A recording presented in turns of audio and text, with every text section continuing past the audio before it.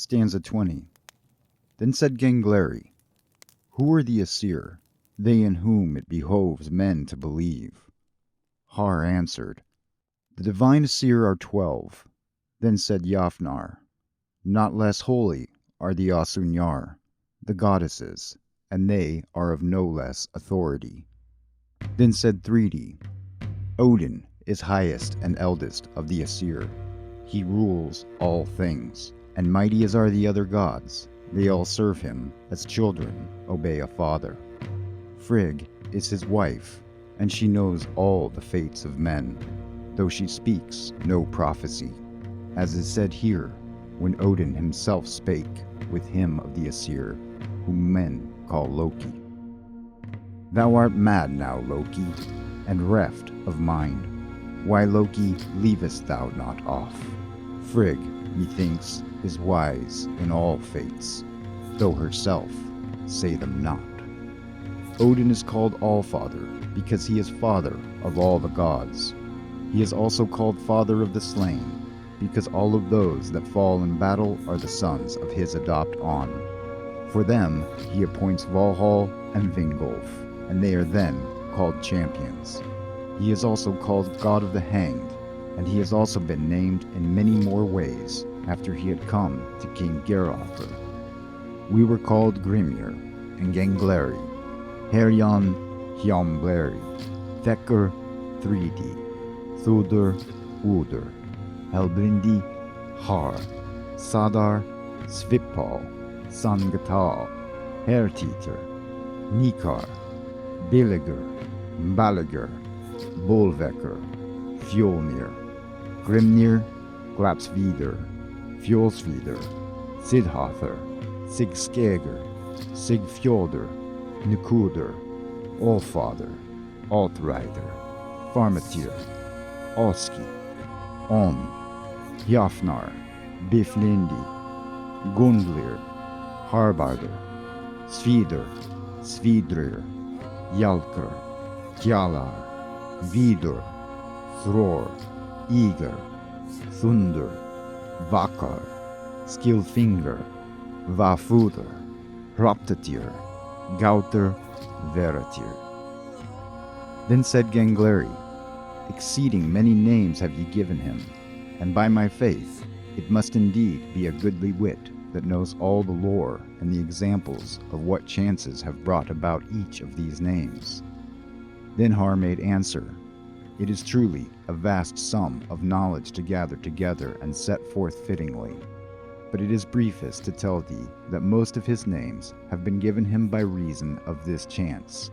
There being so many branches of tongues in the world, all peoples believed that it was needful for them to turn his name into their own tongue, by which they might the better invoke him and entreat him on their own behalf.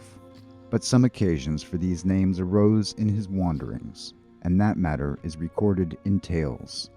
Nor canst thou ever be called a wise man, if thou shalt not be able to tell of those great events. Stanza 21. Then said Gangleri, What are the names of the other Asir, or what is their office, or what deeds of renown have they done? Har answered, Thor is the foremost of them, he that is called Thor of the Asir, or Oku Thor. He is strongest of all the gods and men. He has his realm in the place called Thrudvangr, and his hall is called Bilskirnir. In that hall are 500 rooms and 40. That is the greatest house that men know of. It is thus said in Grimnismal, 500 floors and more than 40. So reckon I, Bilskirnir, with bending ways. Of those houses that I know of hall roofed, my sons I know the most. Thor has 2 he-goats. They are called Tooth-Gnasher and Tooth-Gritter, and a chariot wherein he drives, and the he-goats draw the chariot. Therefore he is called Oku Thor. He also has 3 things of great price. One is the hammer Mjolnir, which the Rime giants and the hill giants know when it is raised on high, and that is no wonder. It has bruised many a skull among their fathers or their kinsmen. He has a second costly thing, best of all, the girdle of might, and when he clasps it around him, then the godlike strength within him is increased by half. Yet a third thing he has, in which there is much virtue, his iron gloves. He cannot do without them when he uses his hammer shaft. But no one is so wise that he can tell all his mighty works.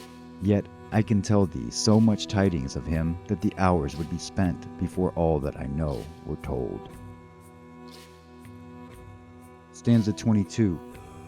Then said Gangleri, I would ask tidings of more Asir. Har replied, the second son of Odin is Brodeur, and good things are to be said of him. He is best, and all praise him. He is so fair of feature, and so bright, that the light shines from him. A certain herb is so white, that it is likened to Balder's brow. Of all grasses, it is whitest, and by it thou mayest judge his fairness, both in hair and in body.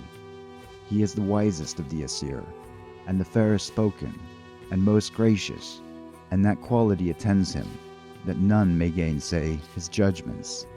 He dwells in the place called Breidablik, which is in heaven. In that place may nothing unclean be, even as is said here.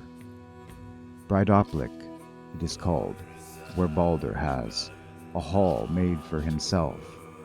In that land, where I know lie fewest baneful rooms. Stanza 23. The third among the Asir is he that is called Njord. He dwells in heaven, in the abode called Nuatan. He rules the course of the wind, and still sea and fire. On him shall men call for voyages and for hunting. He is so prosperous and abounding in wealth, that he may give them great plenty of lands or of gear, and him shall men invoke for such things. Njord is not of the race of the Asir. He was reared in the land of the Vanir, but the Vanir delivered him as a hostage to the gods, and took for hostage in exchange him that men call Olnir. He became an atonement between the gods and the Vanir. Njord has to wife the woman called Skadi, daughter of Thiazi the giant. Skadi would fain dwell in the abode which her father had had, which is on certain mountains, in a place called Thryimheimr. But Njord would be near the sea. They made a compact on these terms. They should be 9 nights in Thryimheimr, but the second 9 at Nuatan. But when Njord came down from the mountain back to Nuatan, he sang this lay. Loath were the hills to me. I was not long in them. Nights only 9. To me the wailing of wolves seemed ill after the song of swans. Then Skadi sang this. Sleep could I never on the seabeds, for the wailing of waterfowl. He wakens me, who comes from the deep, the sea mew every morn. Then Skadi went up onto the mountain, and dwelt in Thryimheimr, and she goes for the more part on snowshoes, and with a bow and arrow, and shoots beasts. She is called Snowshoe Goddess, or Lady of the Snowshoes. So it is said. Thryimheimr 'tis called, where Thiazi dwelt. He the hideous giant, but now Skadi abides, pure bride of the gods, in her father's ancient freehold. Stanza 24. Njord and Nuatan begot afterward 2 children. The son was called Freyr, and the daughter Freyja. They were fair of face and mighty. Freyr is the most renowned of the Asir. He rules over the rain and the shining of the sun, and therewithal the fruit of the earth. And it is good to call on him for fruitful seasons and peace. He governs also the prosperity of men, but Freyja is the most renowned of the goddesses. She has in heaven the dwelling called Folkvanger, and wheresoever she rides to the strife, she has 1/2 of the kill, and Odin half, as is here said.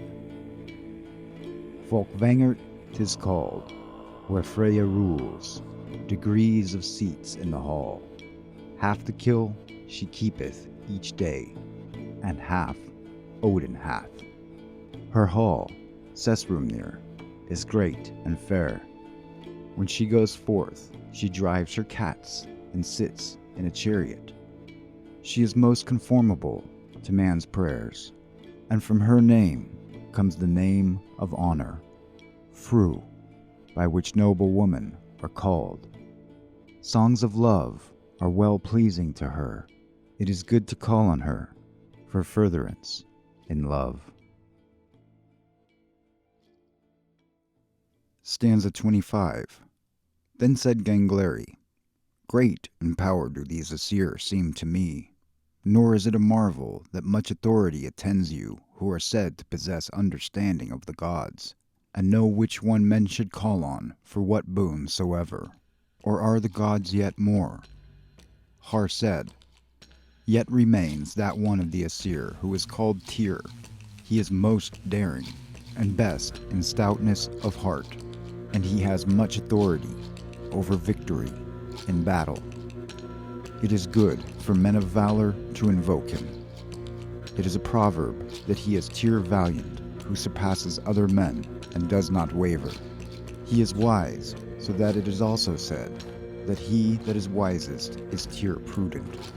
This is one token of his daring.